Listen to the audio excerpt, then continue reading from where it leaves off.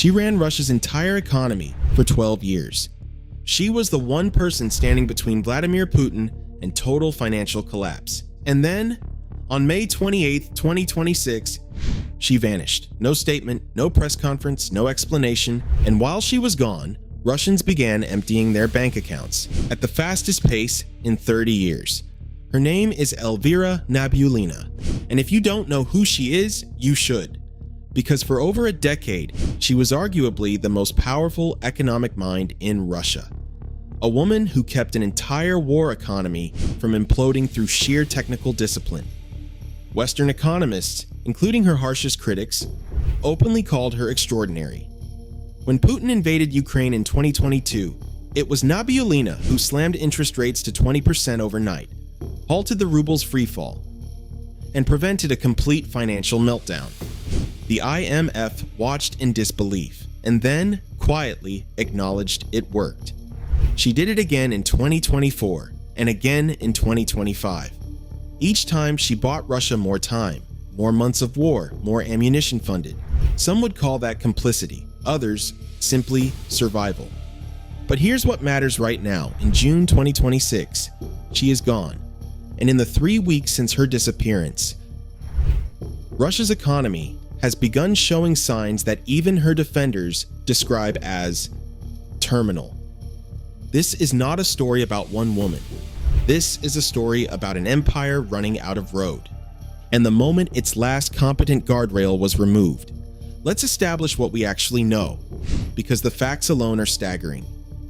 Since January 2026, Russians have pulled over 1 trillion rubles in cash out of the banking system. In April alone, 679 billion. In May, another 381 billion, the highest May withdrawal figure since records began in 1995. That money is not being spent.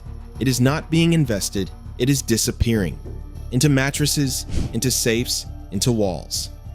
The deputy chairman of Sberbank, Russia's largest bank, said publicly, "The cash is staying in the hands of the population." That is a senior official at a state bank describing a bank run on state television. And simultaneously, on June 10th, Putin held an emergency meeting on inflation and interest rates. Nabiullina's chair was empty. Not one deputy attended either. In 12 years of service, she had never once missed a meeting with the president. Not once. So what is actually happening inside Russia's economy? 3 independent investigations from The Economist, the Kiel Institute for the World Economy, and Stockholm's Institute of Transition Economics all published their findings within days of each other. Their conclusions are almost identical. First, the oil revenues are gone. Using NASA's satellite fire detection data and Australian internet outage monitoring, The Economist reconstructed what Russia is actually earning from its energy exports versus what it should be earning given current oil prices. The gap is devastating. In the second half of 2025, Russia earned $18 billion less than expected, a 12% shortfall. By spring 2026, the gap had widened to 34%, 1/3 of Putin's war chest, evaporating before it ever arrives. Why? Because Ukraine has been systematically destroying Russia's oil infrastructure, not occasionally, relentlessly. In May 2026 alone, Ukrainian drones struck at least 31 refineries and export terminals. Russian refinery output has now fallen to its lowest level since 2009.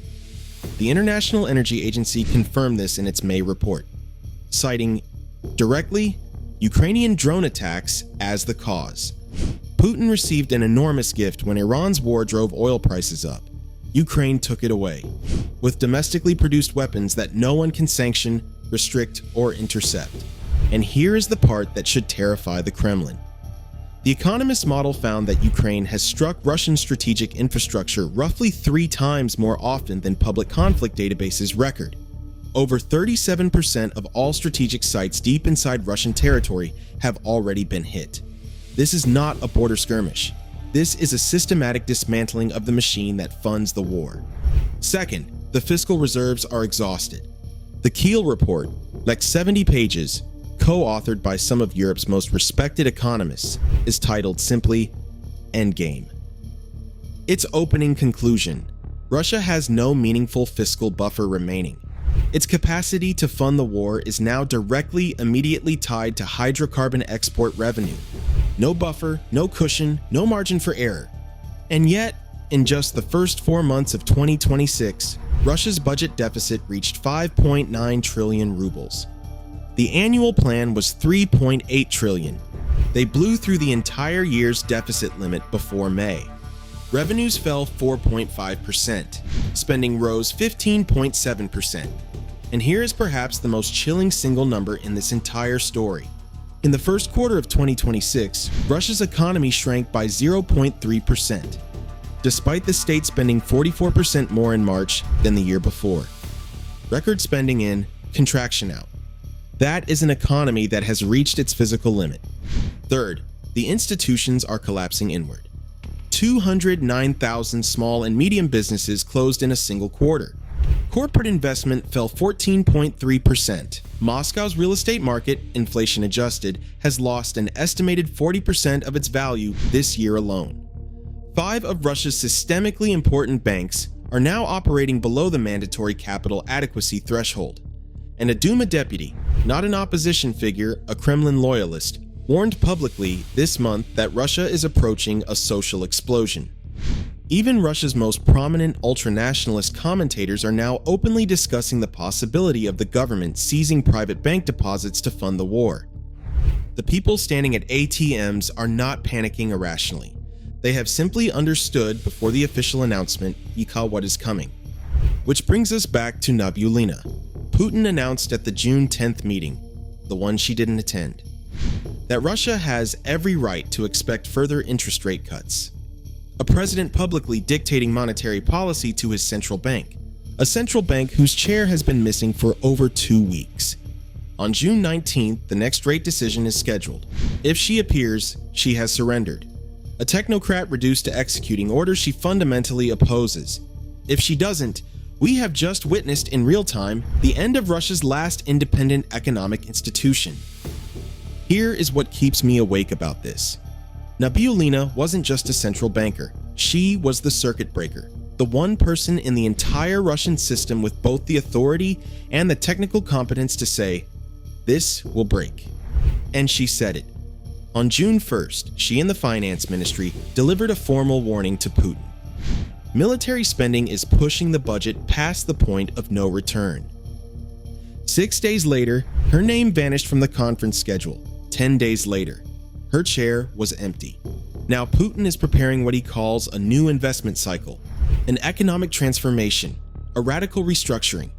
What that actually means, mass money printing, forced capital reallocation, the potential seizure of private savings, will unfold in the weeks ahead.